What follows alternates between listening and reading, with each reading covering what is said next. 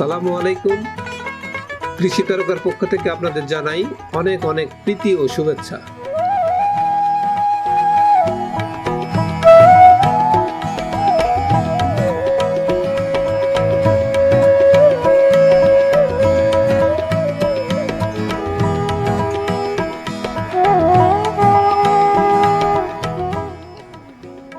জলবায়ুর বিপর্যয়ের কারণে কৃষিখাতে দ্বিতীয় সর্বোচ্চ ক্ষতির মুখে পড়েছে বাংলাদেশ। এই বিপর্যয়ের ফলে বাংলাদেশ সহ দক্ষিণ এশিয়ার দেশগুলোর কৃষি উৎপাদন 25 থেকে 30% কমে যেতে পারে।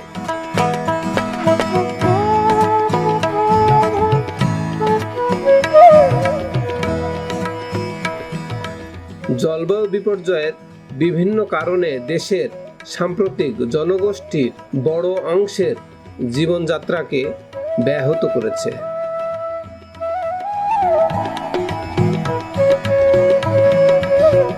কৃষিকাজই মানবজাতির আদি পেশা। সভ্যতার সূচনায় মানুষ মাটিতে ফসল চাষ শুরু করে। নারীর হাত ধরেই ওই সভ্যতার কৃষির উন্মেষ ঘটে।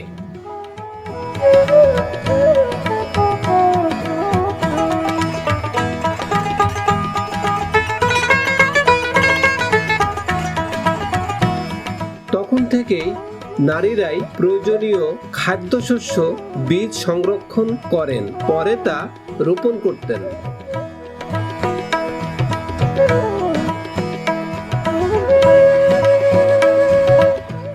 এই মহৎ ও বড় কাজটি নারীরা নিজেদের অজান্তেই করে চলেছেন।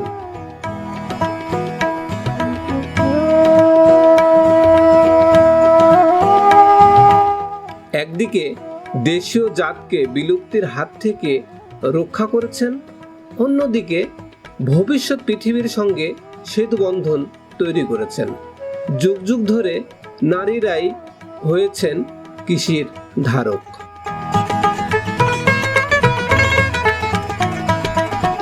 তবে আমি আজ যাকে নিয়ে কথা বলছি তার নাম জাম্বি।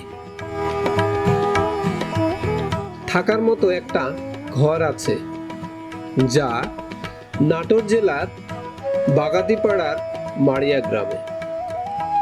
কৃষিতে মেয়েদের অবদান থাকলেও জাম্বির মাঠে কাজ করাটা অনাকাঙ্ক্ষিত।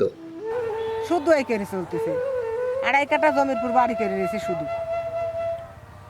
এদের রেল লাইনের ধারে এতরে রেল এতরে রোড মধ্যে বাড়ি করা। আপনি কাজ কতটুকু সময় করেন, কখন শুরু করেন, কখন শেষ করেন? সকাল 7টার থেকে আরম্ভ 4টা পর্যন্ত। কয় টাকা পান? 300। চাউল ডাল তো কিনতে হয়। হ্যাঁ, সব কিনা। এক পানি বাদে সব কিনা, পানিও কিনা। এখন পানিও কিনা হয়েছে। একজনের বাদ পানি নিতে গেলে তার ইয়া দিতে হয়। তে যে মাঠের কাজে আসছেন, মাঠের কাজ তো অনেক কষ্টের, ভারী কাজ। আপনি কাজ করতেছি কি জানেন, আমার একটা ময়লার দাঁত বাইরে দেওয়া আছে। আমার 1 জায়গা টাকা প্রচুর টাকা খরচ হয়েছে, আমি অপারেশন করতে পারিনি এখনো। তা এখন আমি ধীরে ধীরে যাতে আমি আপনি কি অসুস্থ? হ্যাঁ হ্যাঁ, আমি অসুস্থ। আমার লাড়ি বাইরে আছে, আপনি জানেন।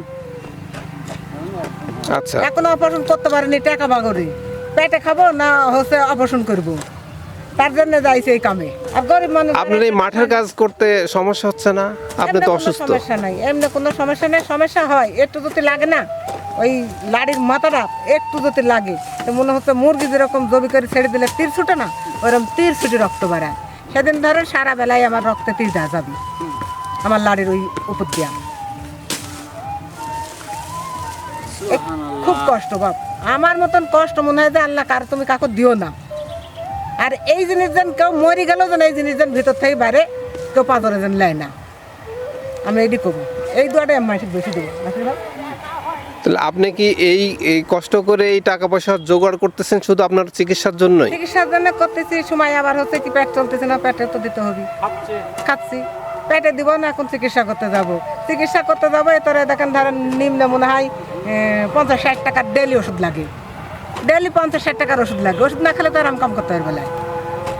তাহলে আমার টাকাটা আমি গুছাবো কি করি, এই কথাটা এখন। চাল কিনতে যাচ্ছি, চালের দাম বেশি। তেল কিনতে যাচ্ছি, তেলের দাম বেশি। গরিব হলেও তো 8 পা কিনতে হলে পরে তো টাকা লাগবে।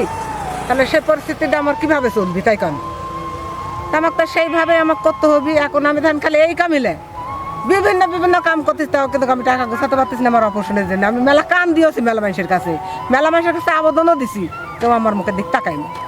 তাহলে বাধ্য আমি এখন এই কাজে নেমে গেছি। কি করবো, আমাকে তো চলি খাতে হবে।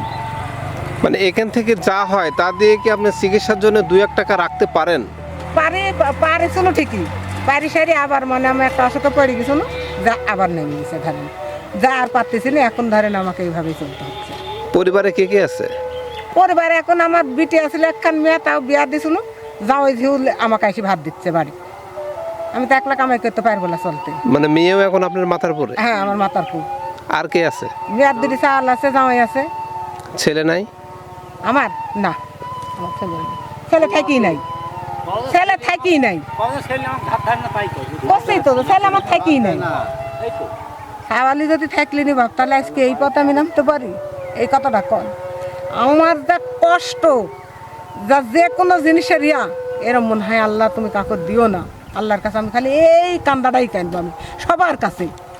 আরও মাসে কিন্তু আমি আরও কিছু কই, মেলা মাসের কাছে যাও কইছি যে তোরা যে যাই করিস এই অপারেশন যেন কেউ করবি না, মরে যাও ভালো। বিষ খাবো বাপা, এখন বিষ খাতে গেলে পরে তো দুর্নাম হবি, তারপরে আল্লাহ মাখা খেতেও বলে দিবি, একটা ভয় জানে। তো কী করবো এখন, বাধ্য হয় মাঠে ঘাটে যে কেনটা করে। এখন তো আপনি কন তো বিটি আমার বাড়ি যা, তোর দুদিন ঠাল ধোয়া লাগবি, আমি চলে যাবো, আমার তো পেট আছে।